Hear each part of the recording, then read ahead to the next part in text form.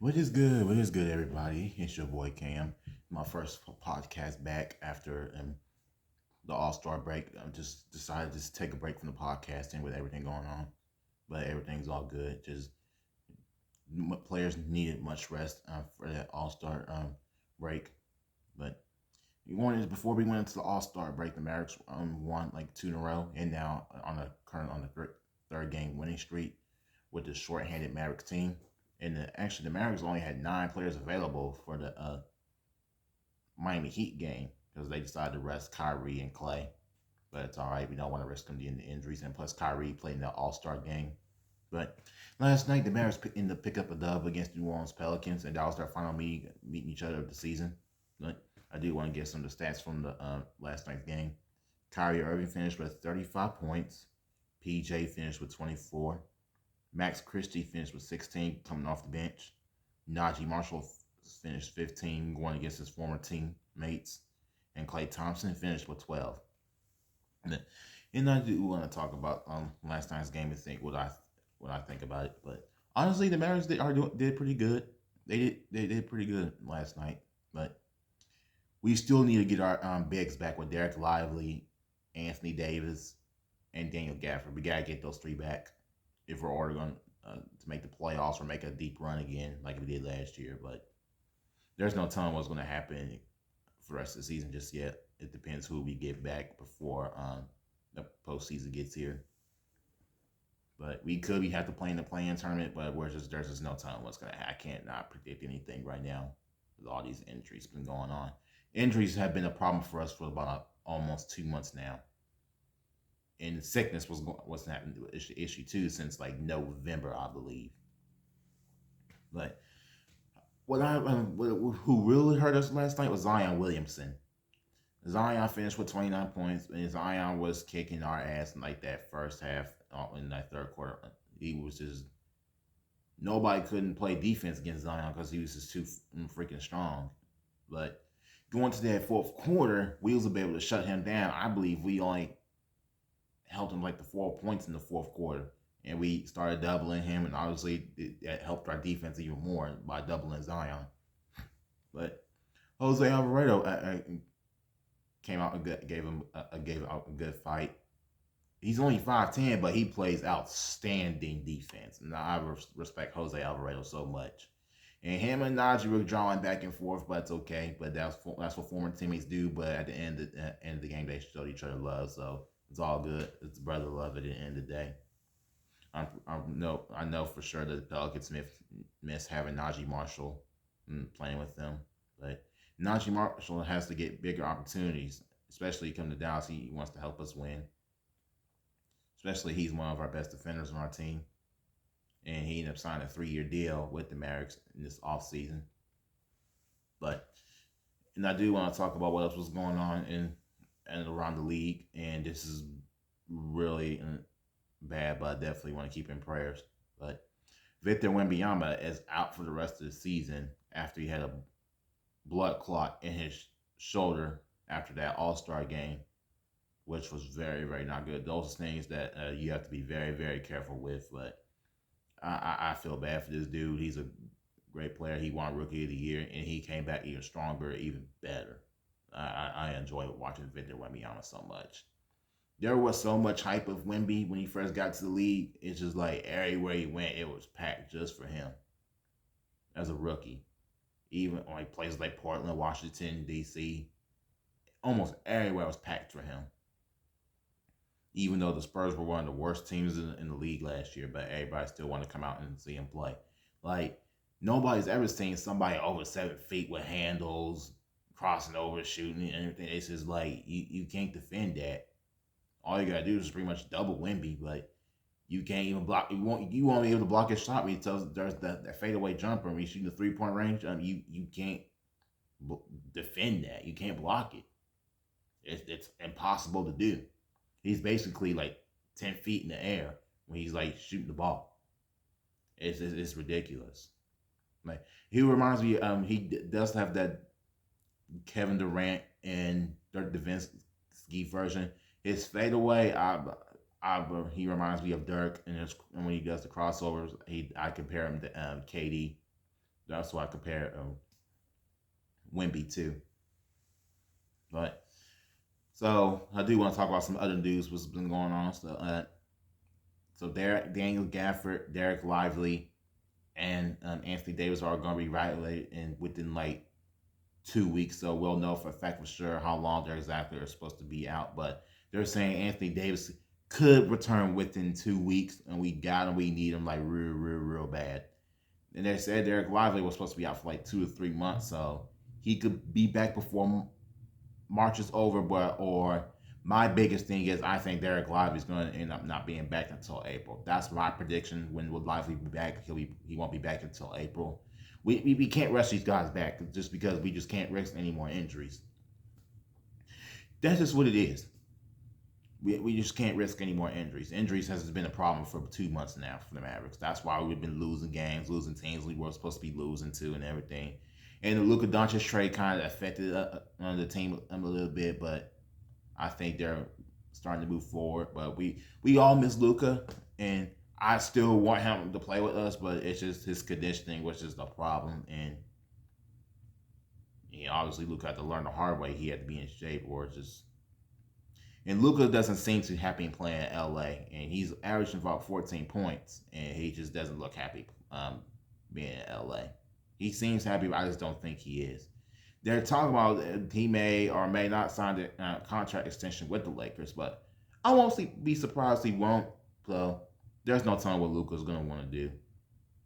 But we'll have to see what happens. But I think what needs to happen going into in this season, I honestly think, and I hate to say this, and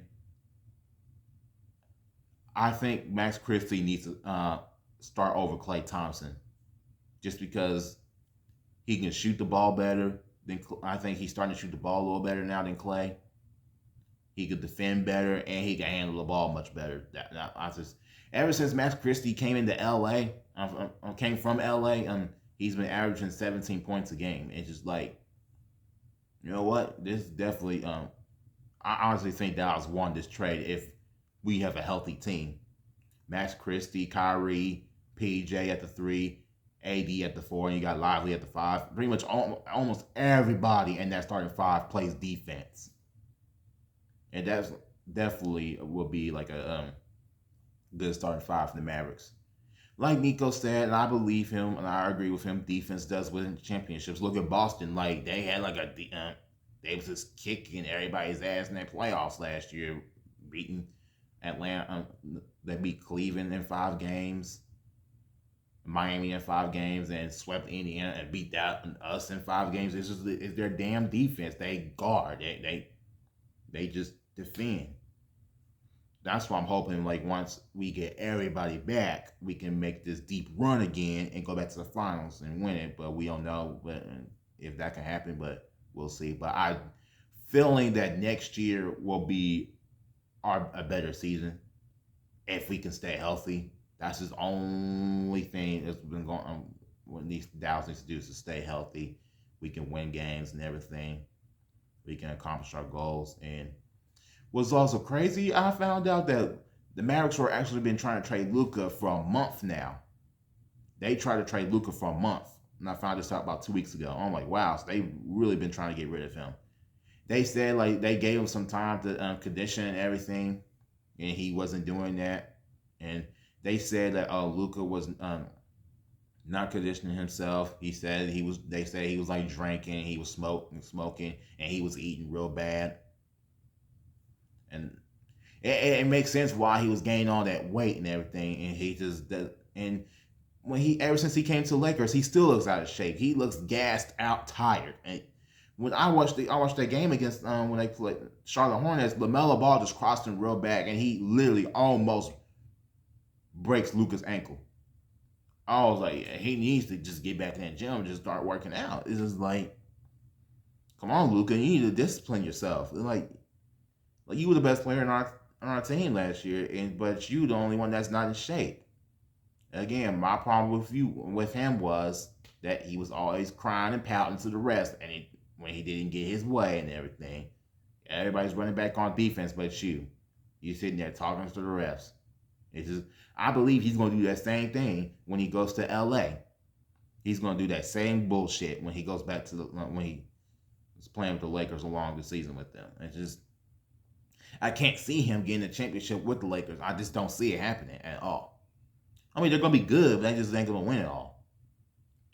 It just I just think the teams are who could possibly win it this year is the Oklahoma City Thunder, the Cleveland Cavaliers, and the Boston Celtics. But who knows what's going to happen for the rest of this season? Who knows? There's just no telling just yet. But now the Oklahoma City Thunder got Isaiah Hartenstein and Chet Holmgren back. They're just more dangerous now. They're just more unstoppable. But someone did tell me this, and I agree with this person. And he says if the Mavericks have their whole team back in the playoffs, we have the Mavericks have a chance of knocking the Thunder out the playoffs again. Why? Because because our defense is as a lot better when Anthony Davis was out there. And speaking of that, when AD played against his first game in Dallas, he had like 24 points. And you know how many blocks the Mavericks had in total the whole game against the Houston Rockets? They had 18 blocks the whole game. I'm like, yo, if we had a healthy team right now, Dallas would have won this trade automatically. The Mavericks won this trade. And then Anthony Davis said when he was in LA, they need another big man. And guess what? They trade him to us for Luka. And just like, wow. That's just freaking crazy. They trade him after he said we need another big. And they trade his ass to us. But we'll let us see what happens. But I do want to talk about the upcoming schedule for the next couple games. Tomorrow, the Mavericks head on the road to face the Golden State Warriors, and this is Klay Thompson's third visit to his former team and his former home for the past 13 years. Tuesday night will be the biggest game of the week. We take on the Los Angeles Lakers, which is we will be facing our guy Luka Doncic. Man, I'm honestly anxious. And it's gonna be very, very, very hard watching that game Tuesday night when we go against Luka. I expect it to be a very, very, very intense game. Kyrie and Luka going against each other, and I think Dallas is going to end up doubling Luka. And it just, gosh, 6 seasons with us. With the Mavericks, and now he's in LA. Like I said before, I knew he was going to end up leaving Dallas in the future, but I just didn't think it'll happen like this season. I was expecting like maybe he will leave like 3 years from now. I ain't expected it to happen this year. But Nico said he has to make he has to make very tough decisions, and it's a business at the end of the day. And gosh, man, it's just I got a Luka jersey still, but it's just like now it's hard for me to want to wear it now. Now he's with the Lakers, and don't get again. Luka's a good guy. He was an awesome dude. It just got tired of him pouting to the refs. Got tired of him not being in shape. It's just he was always injured. And then I heard there was some little bit of locker room issues with Luka. But again, like I said before, he was ball hogging like some other games. He didn't want to pass the ball. It's just like Luka, this ain't your team anymore in LA. This is LeBron's team. And I just don't see them playing together working out well. And then LeBron shoots a long bomb 3-pointer to tie the game. I'm like, what the hell, LeBron? What is you doing? And then takes another stupid shot, a fadeaway 3, and like, yeah, it ain't gonna work, man. And now they got a very, very tough schedule coming up too. Also, I think LeBron and Luka are just not gonna play well together. I think LeBron's gonna probably retire for at least 2 or 3 years from now, unless he wants to wait for his youngest son Bryce to come to the league. If if Bryce goes to the NBA, I guarantee you that's gonna be LeBron's final season in the NBA. That's just my guarantee. And I think that's what's gonna happen. And so I want to now. So I'm now want to talk about the upcoming schedule for the home games for next week. Also, Thursday night the Mavericks take on the Charlotte Hornets, and that should be a pretty tough one. And we end up lost. We lost them the first time, and hopefully we can get revenge on them. Next Saturday night, and we take on the Milwaukee Bucks. We take on Giannis Antetokounmpo, and then and they end up getting Kyle Kuzma, which is I think they'll be a stronger team now. Now that Kyle Kuzma's with the Bucks, they traded him for Chris Middleton, and they end up suspending Bobby Portis for drug policy for 25 games, so which is not good for the team. I hope Bobby doesn't do that again, and I just hope he learned from his mistakes. But I'll see you on the next podcast, and hopefully we will win tomorrow against the Golden State Warriors.